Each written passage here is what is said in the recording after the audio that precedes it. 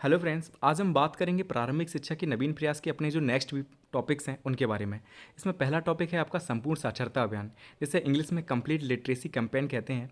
राष्ट्रीय साक्षरता मिशन की स्थापना 5 मई 1988 को हुई। इसका उद्देश्य वर्ष 2007 तक साक्षरता को 75% न्यूनतम स्तर तक प्राप्त करना था।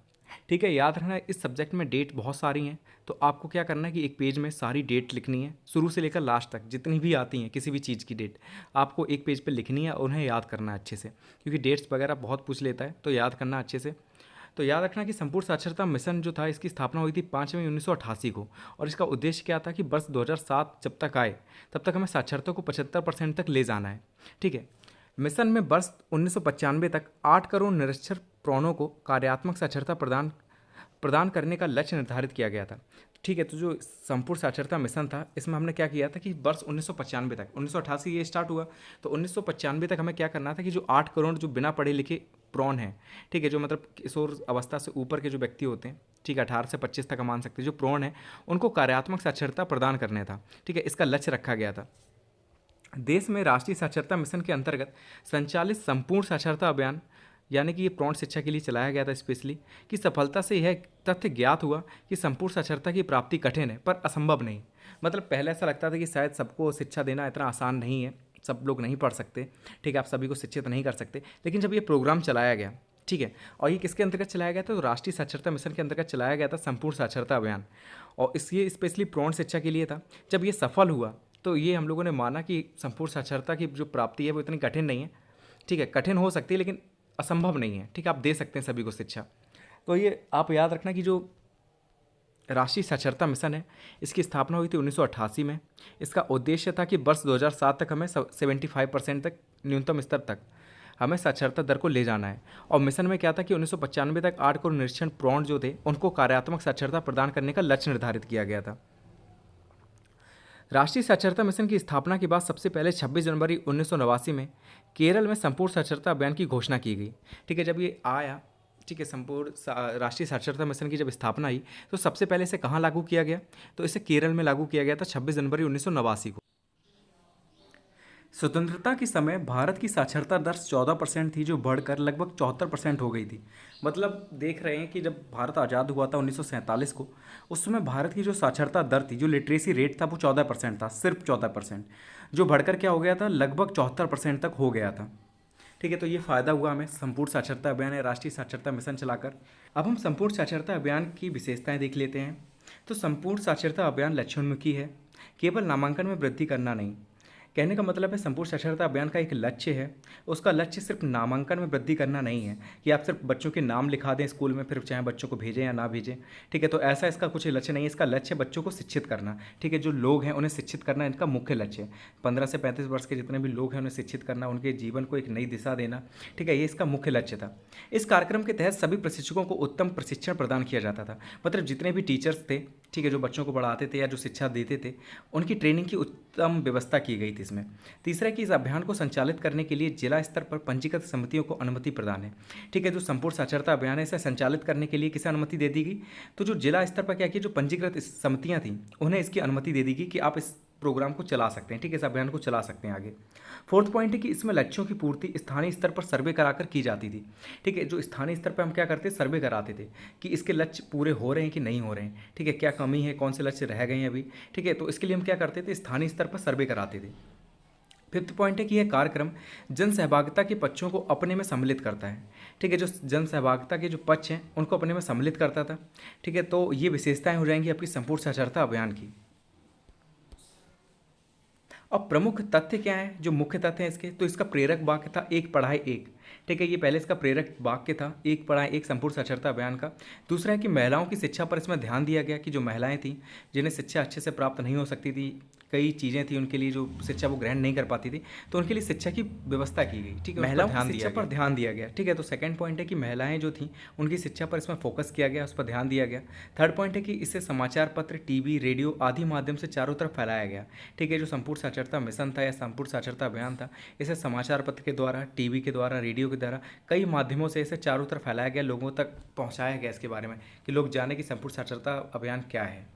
ठीक है, तो ये हमारा टॉपिक कंप्लीट हुआ। सेकंड टॉपिक है हमारा सर्व शिक्षा अभियान। ठीक है, अब हम जानेंगे सर्व शिक्षा अभियान क्यों चलाया गया, कब चलाया गया, ठीक है, उद्देश्य क्या थे, लक्ष्य क्या थे, ये सारी चीज़ें देख लेते हैं। तो सर्व शिक्षा अभियान प्राथमिक शिक्षा यानी कि कक्षा 1 से लेकर 8 के सार्वभौमिक लक्ष्य को निर्धारित समयावधि में प्राप्त करने के लिए उत्तर प्रदेश सरकार द्वारा वर्ष 2001-2 में 16 जनपदों में सर्व शिक्षा अभियान संचालित किया गया। उत्तर प्रदेश सरकार द्वारा चलाया गया, इसलिए ज़्यादा इंपॉर्टेंट है, इसलिए अच्छे से पढ़ेंगे इस चीज़ को कि सर्व शिक्षा अभियान जो था वो प्राथमिक शिक्षा यानी कि कक्षा 1 से 8 के जो सार्वभौमिक लक्ष्य होते हैं, जो सभी के लिए लक्ष्य निर्धारित किए जाते हैं, उनको एक समय के अंदर प्राप्त करने के लिए उत्तर प्रदेश सरकार द्वारा वर्ष 2001 और 2 में 16 जनपदों में सर्व शिक्षा अभियान संचालित किया गया था। मतलब स्टार्टिंग में 16 जनपदों में से स्टार्ट किया गया था। कब शुरू किया गया? तो 2001 में ये शुरू किया गया था सर्व शिक्षा अभियान उत्तर प्रदेश सरकार द्वारा कक्षा 1 से लेकर 8 तक, यानी कि प्राथमिक शिक्षा की। वर्ष 2002-3 से सर्व शिक्षा अभियान प्रदेश के सभी जनपदों में संचालित किया जा रहा है।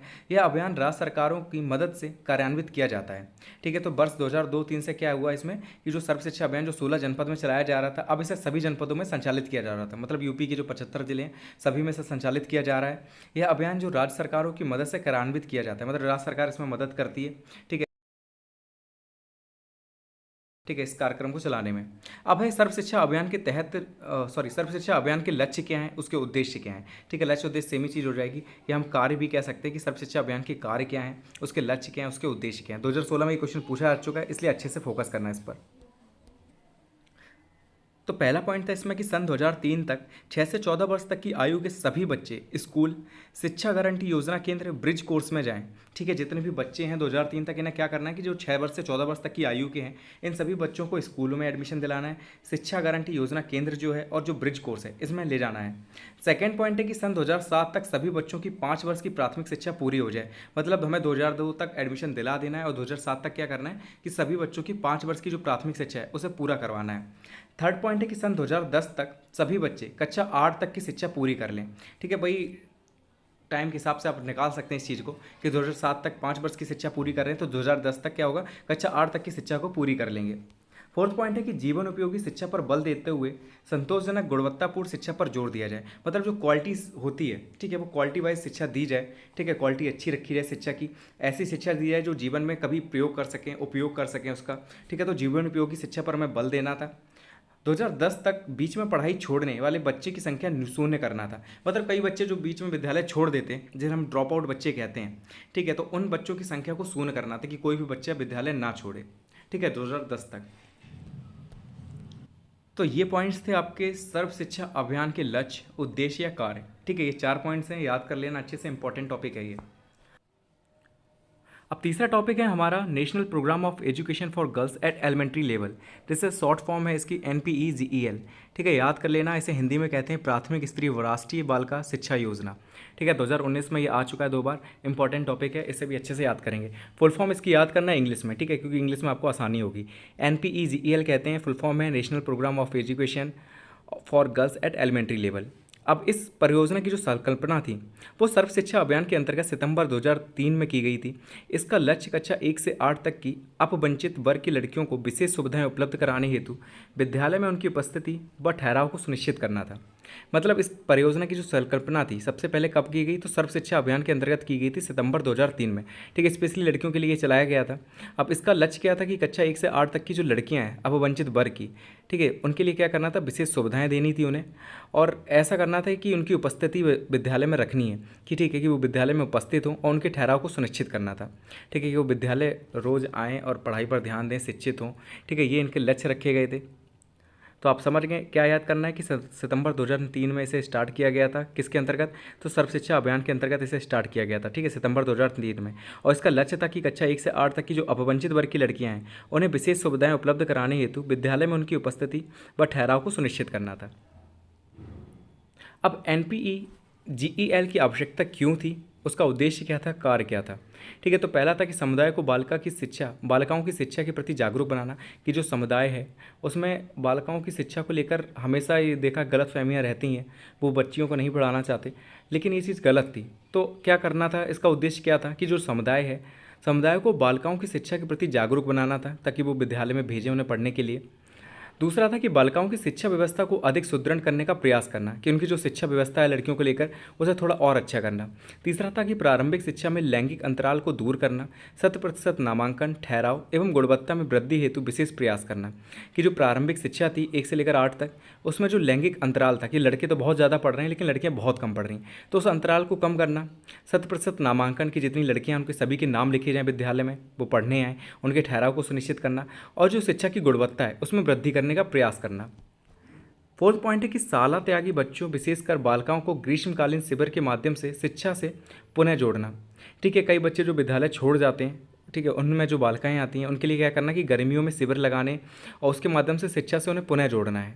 ठीक है, तो ये चीज़ें की गई। तो ये इसकी आवश्यकता थी कि क्यों हमें NPGEL की आवश्यकता थी, क्यों क्या इसके उद्देश्य थे और क्या ये कार्य थे इसके। तो ये सारे पॉइंट्स इसमें आ जाते हैं, इंपॉर्टेंट है, याद कर लेना इन पॉइंट्स को।